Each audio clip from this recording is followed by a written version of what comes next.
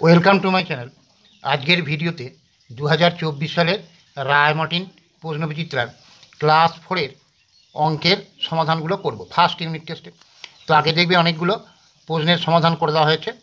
তো যদি না দেখে থাকো আমি ডেসক্রিপশন বক্সের লিঙ্ক দিয়ে দেবো, প্লে লিস্ট থেকে দেখে নেবে।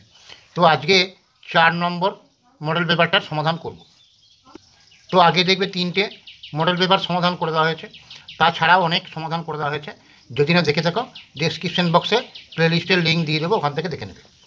তো এখানে দেখো 4 নম্বর মডেল পেপারটা প্রথম প্রশ্নটা আছে, দেখো 1 মিনিট 15 সেকেন্ড দিয়ে এখানে দেখো অপশান দেওয়া আছে। তো কোন অপশানটা উত্তর হবে? তো আমি এইগুলো প্রশ্নগুলো সব সমাধান করে দিয়েছি পরপর। দেখো প্রথমটা হচ্ছে 1 মিনিট 15 সেকেন্ড। তো এটাকে সেকেন্ডে বার করতে বলেছে, তাহলে 1 মিনিট মানে যেন 60 সেকেন্ড, আর এখানে ছিল 15 সেকেন্ড, তাহলে 60 সেকেন্ড আর 15 সেকেন্ড যোগ করলে 75 সেকেন্ড, তাহলে এটা হবে 75 সেকেন্ড। এর পরের প্রশ্নটা দেখো দেওয়া আছে 1000 থেকে 1 বিয়োগ করলে বিয়োগফল হবে। তার মানে 1000 থেকে 1 বিয়োগ করে দেবো। 1000 থেকে যদি 1 বিয়োগ করি তাহলে হবে 999। এর পরের প্রশ্নটা বলেছে দেখো যে 235 সংখ্যাটির 2-এর স্থানীয় মান ও প্রকৃত মানের বিয়োগফল। তাহলে আমার সংখ্যাটা আছে কত? 235। এই 2টা দেখো একক, দশক, শতকের স্থানে বসে আছে, তাহলে 2-এর স্থানীয় মান হবে, যেহেতু শতকের স্থানে বসে আছে তাহলে 200। আর এই 235টার প্রকৃত মান মানে ওই মানটাই, মানে 2, তাহলে প্রকৃত মান হচ্ছে 2। এটা হলো স্থানীয় মান আর প্রকৃত মান 2। তো এদের বিয়োগ ফল বার করতে বলেছে, তাহলে 200 থেকে 2 বিয়োগ করবো। 2 আর 8 হচ্ছে 1, 1 আর 9 হচ্ছে 1 আর 1 2, 198। এর পরের প্রশ্নটা বলেছে দেখো 2011 সালের 2রা ফেব্রুয়ারি থেকে 18ই মার্চ পর্যন্ত মোট কত দিন।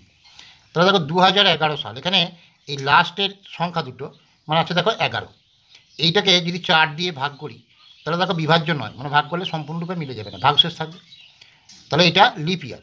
এই গোটা সালটাকেও তোমরা 2011কেও 4 দিয়ে ভাগ করতে পারো, কিন্তু 4 দিয়ে ভাগ করার শর্টকাট নিয়ম হচ্ছে যে কোনো সংখ্যা শেষ অঙ্ক দুটো নিয়ে গঠিত সংখ্যাটা যদি 4 দিয়ে বিভাজ্য হয় তাহলে সংখ্যাটা 4 দিয়ে বিভাজ্য হবে।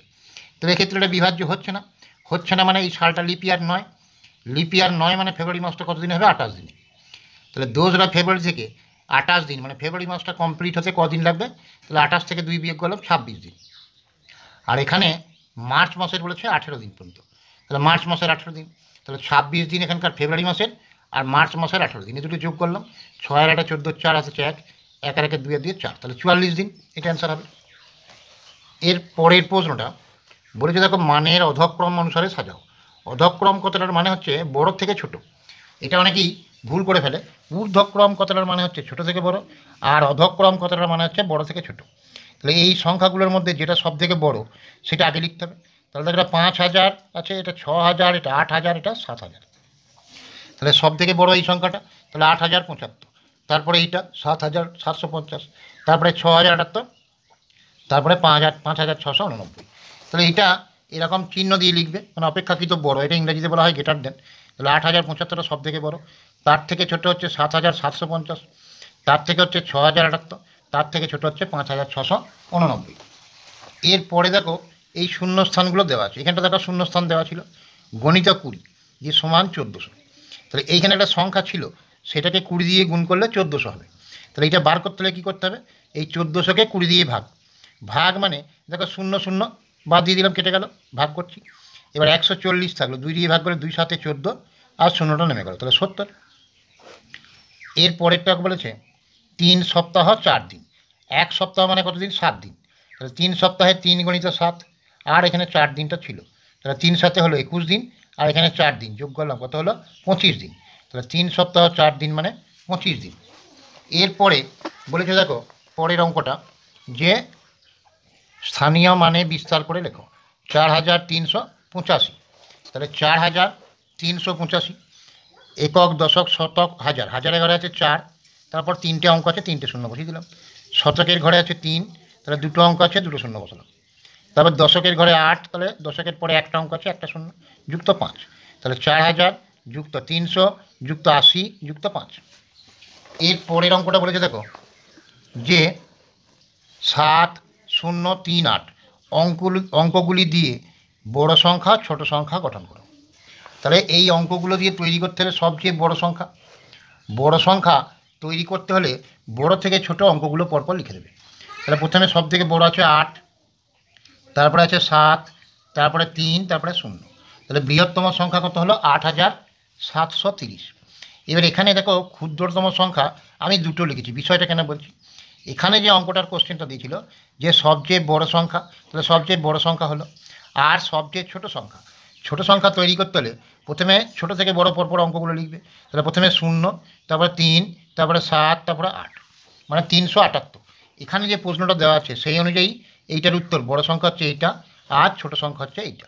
কিন্তু কোশ্চেনটাতে অনেক সময় দেওয়া থাকে যে এই অঙ্কগুলি দিয়ে গঠিত 4 অঙ্কের বৃহত্তম সংখ্যা ও 4 অঙ্কের ক্ষুদ্রতম সংখ্যা।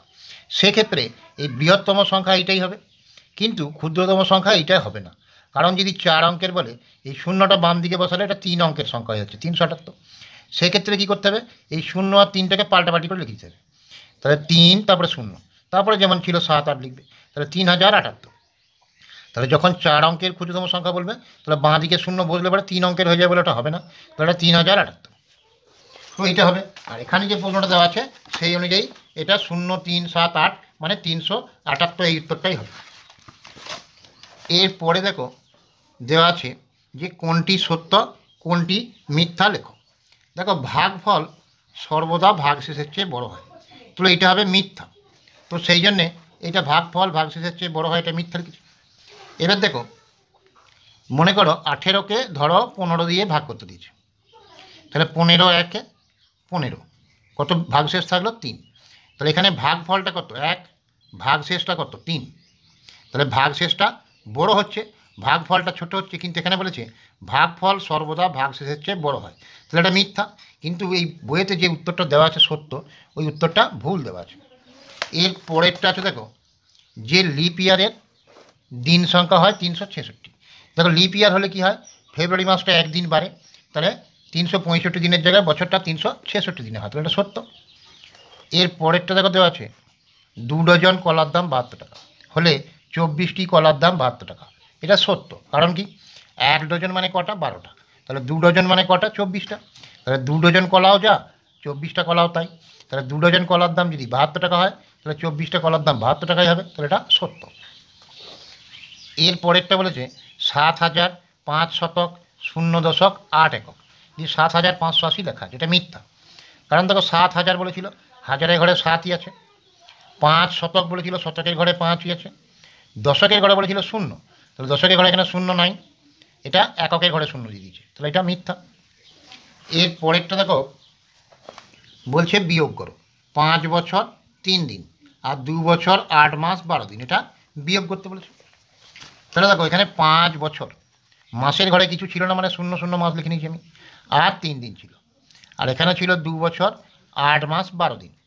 দেখো এই 5 বছর থেকে 2 বছরটা বিয়োগ করা যাচ্ছে, কিন্তু এই 0 থেকে 8টা বিয়োগ করা যাচ্ছে না, আর এই 3 দিন থেকেও 12 দিন বিয়োগ করা যাচ্ছে। সেক্ষেত্রে কী করব, এই 5 বছর থেকে 1 বছর ধার নিলাম, তাহলে কত হলো? 4 বছর।